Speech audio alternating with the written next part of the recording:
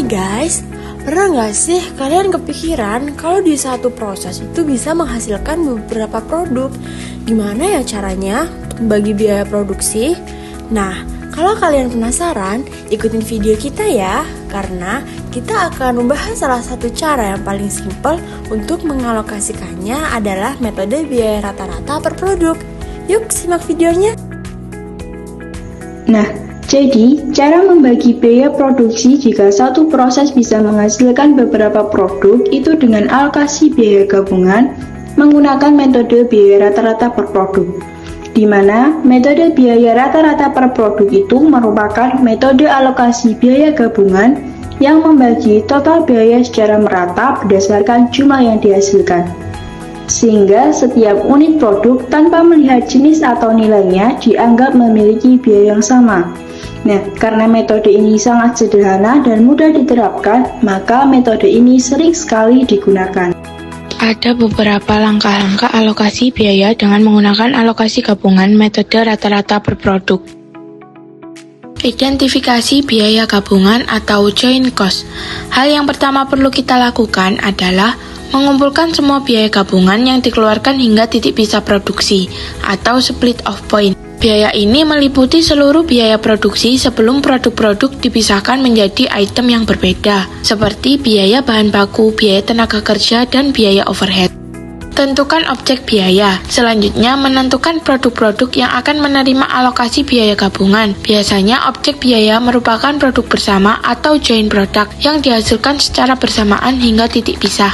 Hitung rata-rata biaya per produk. Untuk mengetahui kira-kira satu unit produk itu membutuhkan biaya berapa, maka kita menghitung rata-rata biaya gabungan per produk dibagi total biaya dengan total produk output gabungan dari semua produk. Rumusnya, rata-rata biaya per produk sama dengan total biaya gabungan dibagi total produk yang dihasilkan.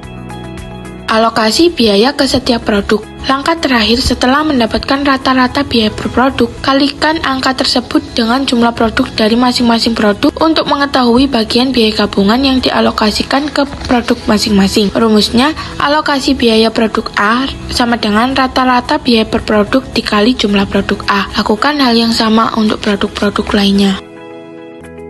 Contoh, PT Makmur memproduksi dua jenis produk, yaitu keju dan mentega, melalui satu proses gabungan. Jumlah produk yang dihasilkan adalah 8.000 unit untuk keju dan 7.000 unit untuk mentega, sehingga totalnya ada 15.000 unit. Biaya gabungan yang dikeluarkan untuk proses produksi tersebut adalah sebesar 150 juta rupiah. Karena biaya ini tidak bisa langsung dibedakan untuk masing-masing produk, maka kita menggunakan metode alokasi biaya, yaitu metode rata-rata per unit. Caranya adalah membagi total biaya gabungan dengan total unit yang dihasilkan. Jadi 150 juta rupiah dibagi 15.000 unit. Hasilnya adalah 10.000 rupiah per unit. Selanjutnya kita alokasikan biaya ini ke masing-masing produk berdasarkan jumlah unitnya. Untuk keju 8.000 unit dikalikan 10.000 rupiah menjadi 80 juta rupiah. Untuk mentega 7.000 unit dikali 10.000 rupiah sama dengan 70 juta rupiah. Dengan demikian seluruh biaya gabungan telah dialokasikan secara proporsional. Setelah kalian mendengarkan penjelasan kami tadi, maka kesimpulan dari materi ini adalah yang pertama, ketika satu proses produksi menghasilkan beberapa jenis produk secara bersamaan, maka akan terjadi biaya gabungan. Yang kedua, salah satu cara paling sederhana untuk mengalokasikan biaya gabungan adalah dengan menggunakan metode rata-rata per produk. Yang ketiga, cara kerjanya yaitu dengan total biaya gabungan dibagi total produk yang dihasilkan, lalu mengalihkan rata-rata biaya per produk tersebut ke masing-masing jenis produk. Dan yang terakhir, metode ini hanya cocok digunakan jika produk-produk tersebut memiliki karakteristik atau nilai yang relatif sempurna, karena metode ini tidak mempertimbangkan nilai jual atau kompleksitas tiap produk. Oke guys, dengan menyimak video ini, kalian pasti sudah memahami metode ini dengan baik. Nah, dengan memahami metode ini, kita belajar bahwa akuntansi tidak hanya soal angka dan mencatat, tapi tentang bagaimana mengelola informasi keuangan dengan logis, sistematis, dan adil. Meskipun sederhana, metode biaya rata-rata per unit sangat membantu dalam menyusun laporan biaya yang efisien. terutama untuk proses produksi yang menghasilkan produk homogen atau bernilai sebanding. Jadi gimana? Gampang kan?